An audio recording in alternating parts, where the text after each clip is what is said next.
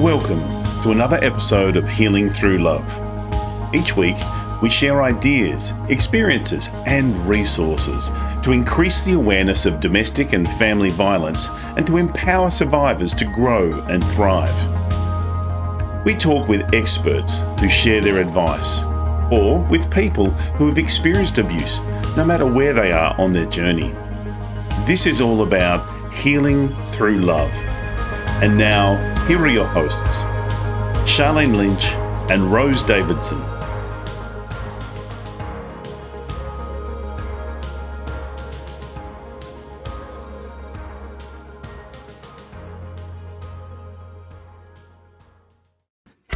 The Healing Through Love podcast with Charlene Lynch and Rose Davidson. During the aftermath of sexual trauma, the residue can affect many areas of your life. Chanté Dent shares with us her journey in episode 79. And that next step could vary. For some people, it's therapy. I did meet with a therapist for a brief period of time. I also had a rape crisis counselor that I met with simultaneously. And I believe, if it's a coach, a therapist, rape crisis counselor, that someone who's knowledgeable in helping survivors of trauma should be that next step. And then obviously your inner circle is extremely important. The ones that you can trust, the ones who can handle whatever is expressed from that survivor. Identify your inner circle if you can. The Healing Through Love podcast with Charlene Lynch and Rose Davidson. Hello and welcome to the Healing Through Love podcast. I'm your host, Rose Davidson from rosedavidson.com. Healing Through Love is here to help victims and survivors of domestic and family violence find their way back into living a more fulfilling and meaningful life. We interview experts and survivors who share their personal stories and offer advice to those who have experienced abuse, no matter where they are on their journey. As well as the Healing Through Love podcast, we hold annual Pamper Days in Adelaide, South Australia for survivors of domestic and family violence. This is where local businesses come together to pay it forward by providing their services and resources for the day so our survivors can have a much needed day of indulgence. We are always looking for organisations and people with similar values. And so if you'd like to get in touch with us, you can reach out to us at hello@htlaustralia.org. And just to let you know that Healing Through Love Pamper Days have actually gone global. Our next Pamper Day is going to be held in Portland in Oregon in the US.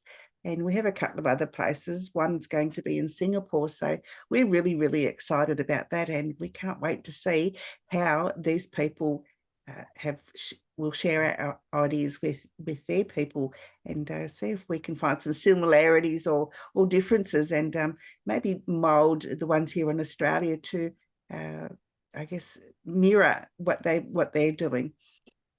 Anyway, my guest today is the lovely Chanté Dent, and Chanté is going to be discussing with us how we can maintain a healthy marriage after sexual trauma. And, during the aftermath of sexual trauma, the residue can affect many areas of our lives. And one area that Chanté, is going to addresses her own marriage and the areas of intimacy and insecurity. A little bit about Chanté. She is a personal development and executive coach and a certified emotional intelligence and psychological safety workshop facilitator with BlueEQ. And she is serving on a national and international, she serves national and international companies in multiple industries, including Fortune 50 companies. She is also the founding principal of her namesake firm, whose mission is to help married women live emotionally healthy lives and experience thriving marriages. She also has a book. It's called My Lemonade Recipe, Turning Life Sour Experiences into Something Sweet. And she shares firsthand experience of healing from sexual trauma. I'm very interested to hear what Chante has to say, because I am a survivor of childhood sexual abuse, and that has affected a whole lot of areas of my life. So I'm really looking forward to Chanté's presentation today. Welcome, Chanté, and thank you so much for joining us. My pleasure, Rose. Thank you for having me. Now, tell me a little bit about why you, I mean, other than your own lived experience of sexual trauma, why are you reaching out to help others to survive, what happens in their lives?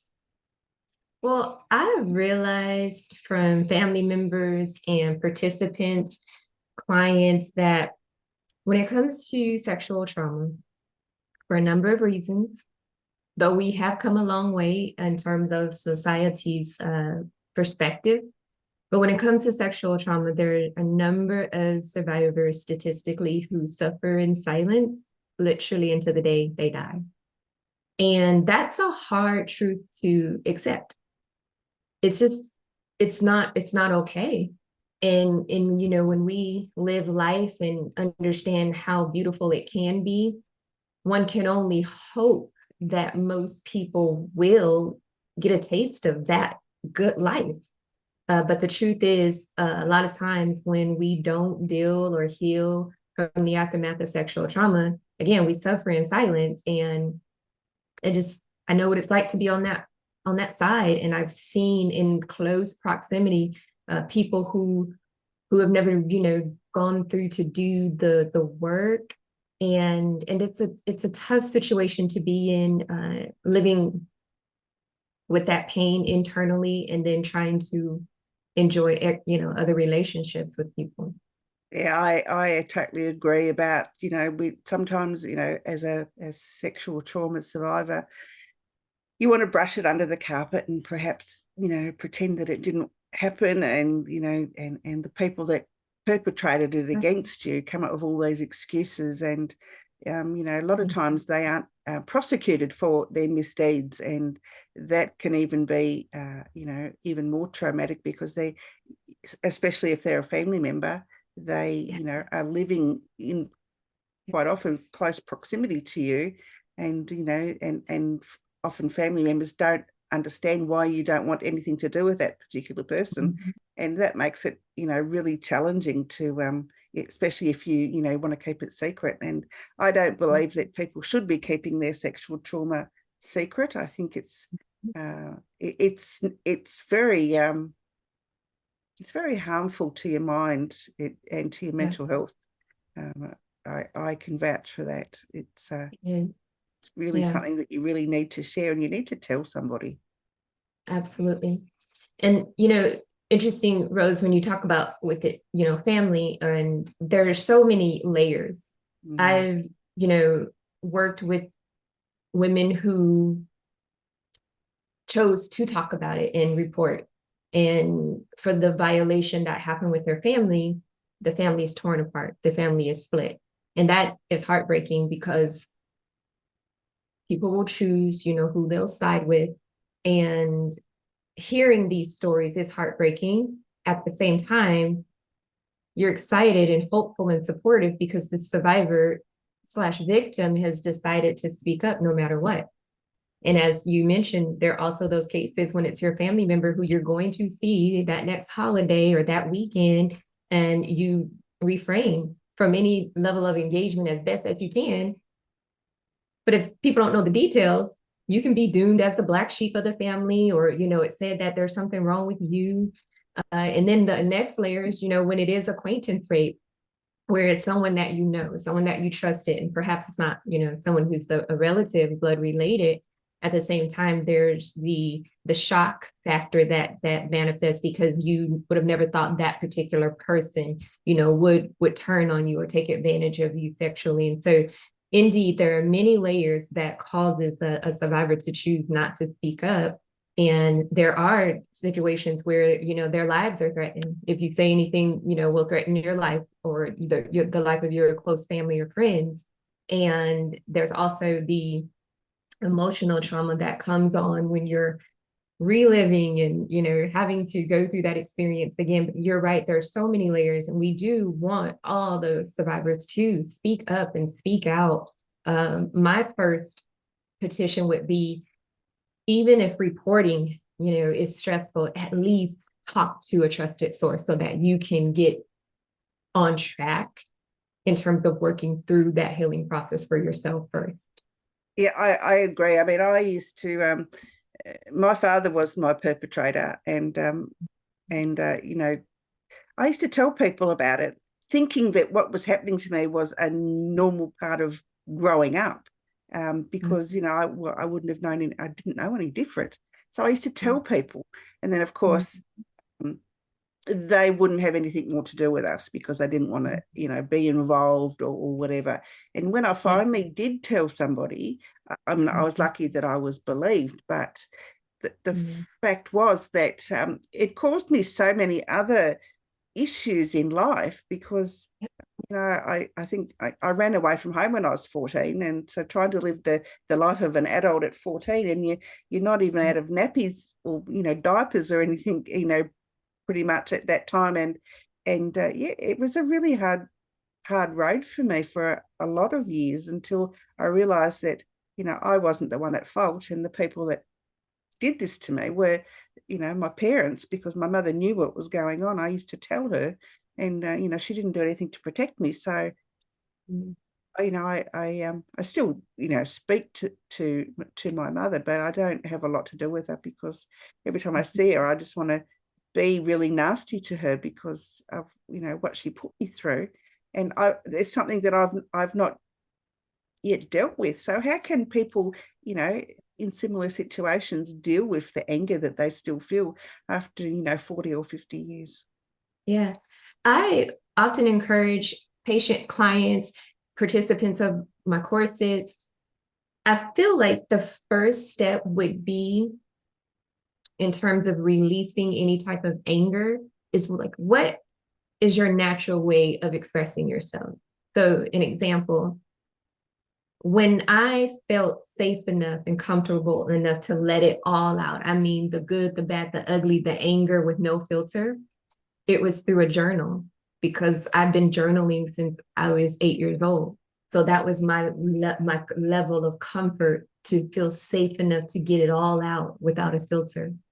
And if someone's natural form of expressing themselves is through singing, through art, through dance, I would say release it, like physically release the anger in the natural form of expression that you're most comfortable with. And that next step could vary. For some people, it's therapy. I did meet with a therapist for a brief period of time. I also had a rape crisis counselor that I met with simultaneously. And I believe, if it's a coach, a therapist, rape crisis counselor, that someone who's knowledgeable in helping survivors of trauma should be that next step. And then obviously your inner circle is extremely important. The ones that you can trust, the ones who can handle whatever is expressed from that survivor. Identify your inner circle if you can. The one, the two, or maybe three people who can handle what you're experiencing, and they can be a safe outlet. And so I think, yes, extending to connect with a professional if that's the level of comfort for someone, and then just having that quiet time, that act of self-care, to give yourself permission to let out any feelings. I think that's another hindrance that some survivors, depending on the details of their story, where they feel guilty about their response. And no, there's nothing to feel guilty about. Whatever you want to release and express, by all means, give yourself permission to let that out, and not suppress it. And as you move forward through a healing journey, you'll sense alignment in multiple areas of your life.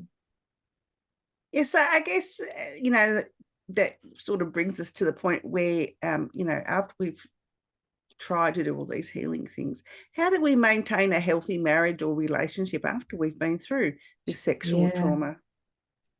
So that's a big deal, because here's the interesting part. We could work through trauma and not realize there's still some issues until we encounter those issues, right?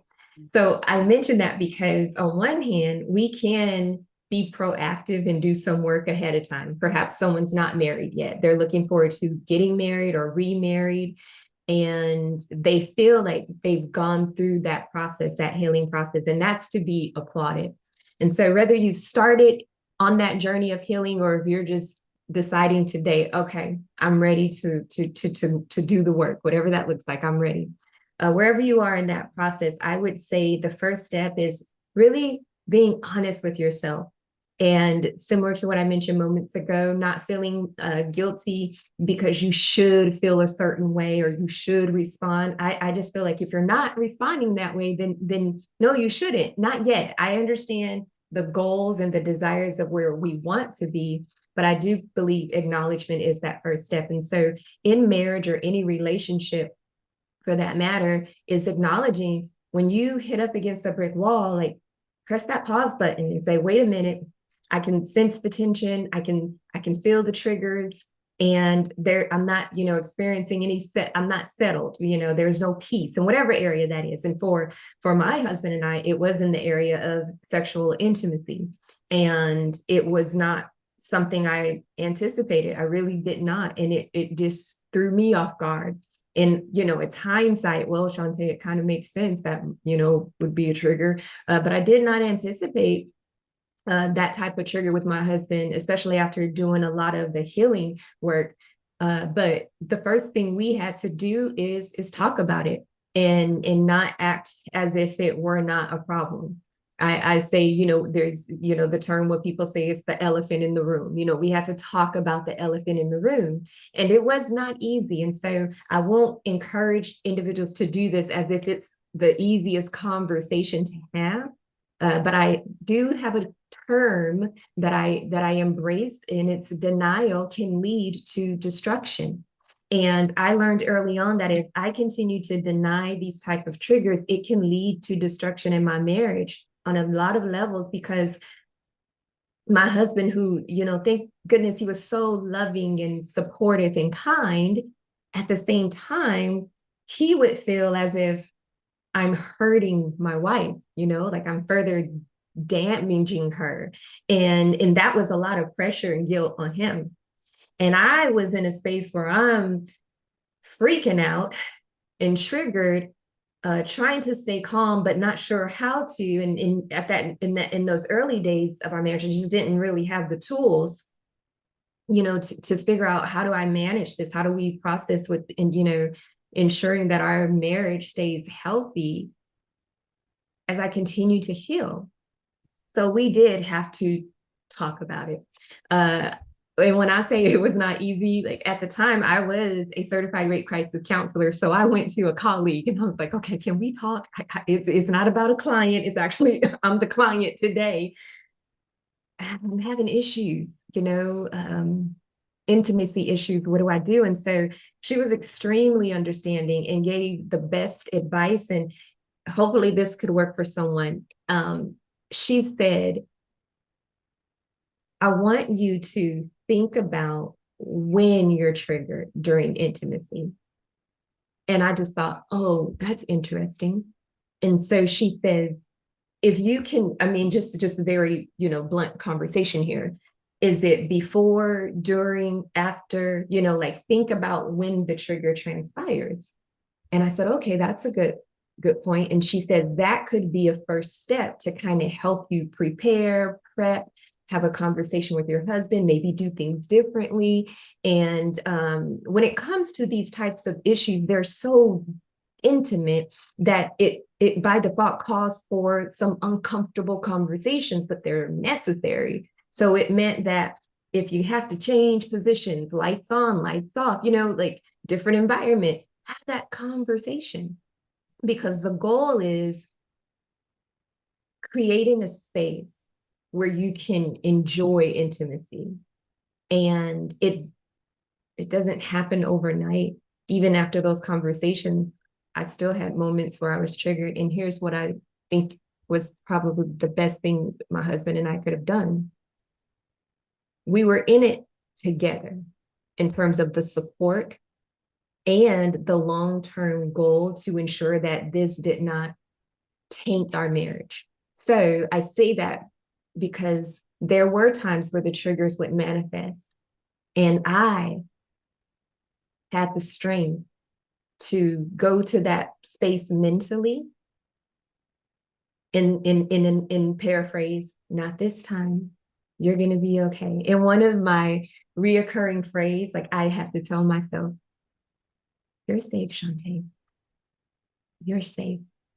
And this is in the middle of intimacy, and I'm having a conversation, within.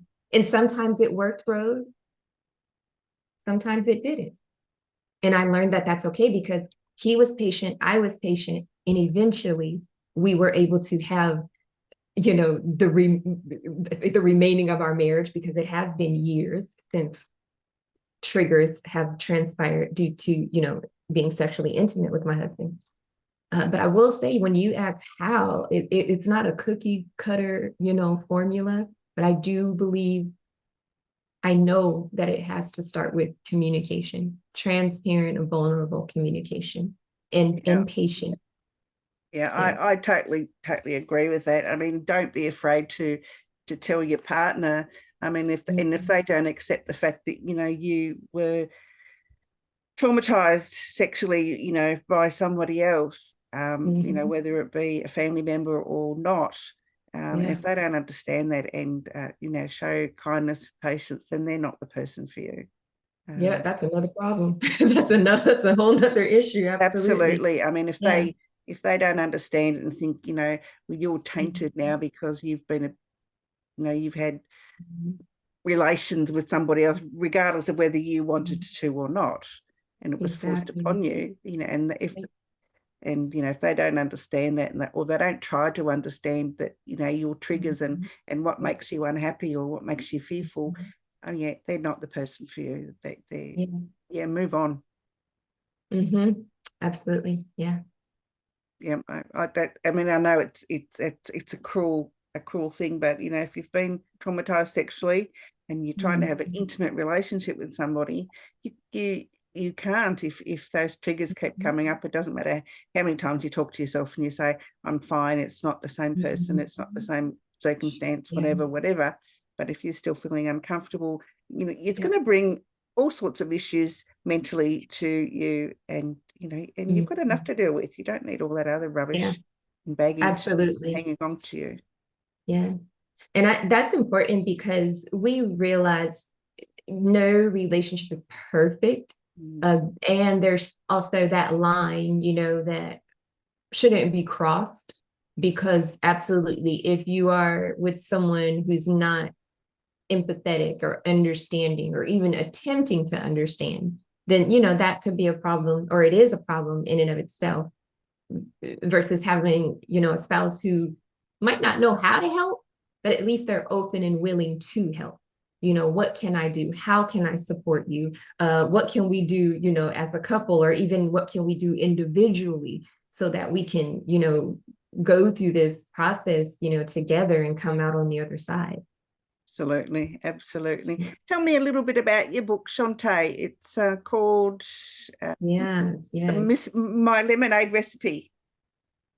Yeah, so this book is, it details my story, and it shows this framework and the tagline, which became my life's motto: heal, love, live. And the whole idea is, when it came to sexual trauma, the question that I had to consistently keep on the forefront of my mind is, how can I heal emotionally? How can I love earnestly? And how can I live freely? Like, that was my goal. And so the book really talks about those sour lemons, childhood sexual trauma, multiple accounts, 2 cousins, up until probably like between the age of 5 and 8 is what I remember. And then, as you mentioned earlier, Rose, yes, sweeping it under the carpet. We don't talk about it, and you better not talk about it. If you talk about it, and then the threats come. So you're this little child and you're like, well, I'm not talking about it. I don't want to get in trouble. So it journeys how I went, years suppressing, but still not really able to connect the dots when I lived my life insecure as that people pleaser. I didn't understand that it was derived from these unresolved childhood sexual trauma issues. Well, when I was raped in my 20s, that was a whole different situation. Someone I knew, this experience, this assault ended up in pregnancy. So it was a lot of layers with that story. It was me healing from sexual trauma and navigating pregnancy. Like, what am I supposed to do now? And I went through a wave of emotions and choices and thoughts and ideas. And I finally concluded this child that I'm carrying will be adopted. And so even to this day, I think sometimes I'm in awe of how it all turned out. But the book talks about how I was able to separate the child from the trauma and give this child the type of nurturing and love that it would need in the womb. So, once she was released and placed for adoption, my goal, and when I talk about fighting for freedom, I'm trying to fight for my freedom. I'm trying to ensure that this child is emotionally stable and not having the trauma in the womb. So it was a lot. They say blood, sweat, and tears. It was a lot, blood, sweat, tears, prayer, and all the above. But I was thankfully, through my faith, my family, my friends, navigated through that situation. And this whole process was about me fighting for my freedom, because I didn't know how I would end up being the Chante I could see from afar. I didn't know how I was going to become her again, but I had a fight inside of me that said, one day, oh, I'll be back. I'll be back. And so my lemonade recipe, turning life sour experiences into something sweet, is a testament that even in the unfortunate situations of sexual trauma, there is a way. And it might not be easy, but there's definitely a way. If we are intentional and if we choose to do that tough work, we can heal, love, and live again. Yeah, we can. Yeah. It's a long journey. Honestly, it's not an easy one. I mean, my abuse, resulted in mental illness. I've got 3 types of mental illness that I now live with because of this. And and so it's quite difficult. And anyone that's been through it will know what we're talking about, because it's sometimes I still think, am I the person that I'm meant to be? Do I still let this trauma rule my life? Or, am I going the other way? And sometimes you're just really unsure about what your next steps are. Yeah. Well, that's a good point, Rose, because interesting enough, as I, continue this process and making connections of my own story and then the stories of the women that I work with, I actually saw this trend, because we could all confidently say we've done the work, whether it was therapy or just whatever our tools and resources were, intentionally doing that work to heal from sexual trauma. But then there were other issues. There was the residue. And when you talked about sometimes you're just not sure, I remember, having to connect the dots one day, because especially when it came to my husband or any other relationship, when I talk about like the insecurities, it's like your mind is playing tricks on you. All the little molehills are all of a sudden mountains. And even, for anyone who's a mom, you have children. And so then your brain is already on a whole nother level to want to protect them. And so there were a lot of times where I'm like, I can completely see survivor of sexual trauma filtered through this situation, through that mindset or through that perspective. And sometimes I am 100% okay with it. And I say, hey, that's fine. That's my defense mechanism. And other times I go, oh, all right, how are you going to process that? Because you already know what's flaring up. How are you going to process and ensure that you're not going back into that space of being a people pleaser or insecure about what you heard or insecure about what was done? And so it's having to train ourselves to identify, okay, I can feel it, I can see it. And it might not be like a direct trigger to sexual assault. It could be unrelated, but it's the residue, which, as we said, it affects so many areas of our lives. So if I'm insecure, gosh, what am I going to do about that? How am I going to make sure that I'm not so emotionally unstable? And so this is where I began to entertain the importance of being emotionally intelligent. And to me, that was my deep dive of building those emotional muscles to become more resilient.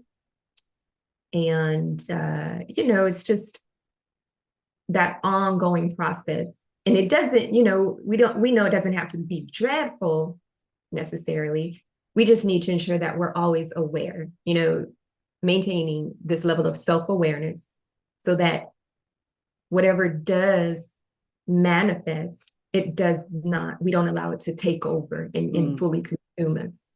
Absolutely. Chante, where can people find you if they would like to know more or, get your book or work with you? Yeah, easiest way would be to visit my website, and all links and resources are there, and that's chantédent.com. Wonderful. It's been an absolute pleasure. Thank you so much for sharing your knowledge and wisdom with us today. I think sexual trauma is still not a topic that's often talked about, especially when it's family related. Yeah. I know, from an outside member, when you being raped, it's more talked about than there is with family stuff. I've got a fly buzzing around me. I think we need to get it out into the forum a lot more, because it shouldn't be brushed under the carpet. It shouldn't be hidden from the world. And we shouldn't be embarrassed to talk about it, because it's not our fault. It's not anything that we caused or manifested or did any of those things. It happened to us. So we need to get especially family sexual trauma out into the world more than it is at the moment, because it's just kept silent. It's a silent killer, to be honest. It is. Yeah, it is. Well, Rose, again, it's a pleasure, and thank you. Thank you for creating the platform. It's easy for people to talk about what needs to get done, and it's much harder to actually get out there and do it. So I appreciate you, and I commend you for creating this platform. Thank you. Thank you so much for the kind words. Chante, thank you so much for joining me today. I really do look forward to connecting with you further if you're open to that. Absolutely. Yes, I'm looking forward to it as well. Thank you, Rose. Wonderful.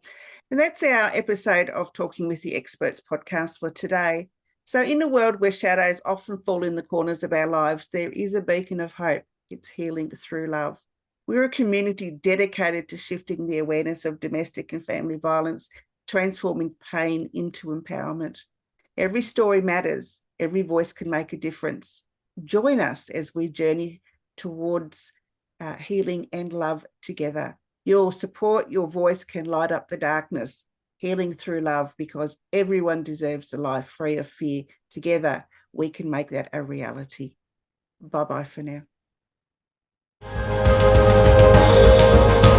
Thank you for joining us for this episode of Healing Through Love.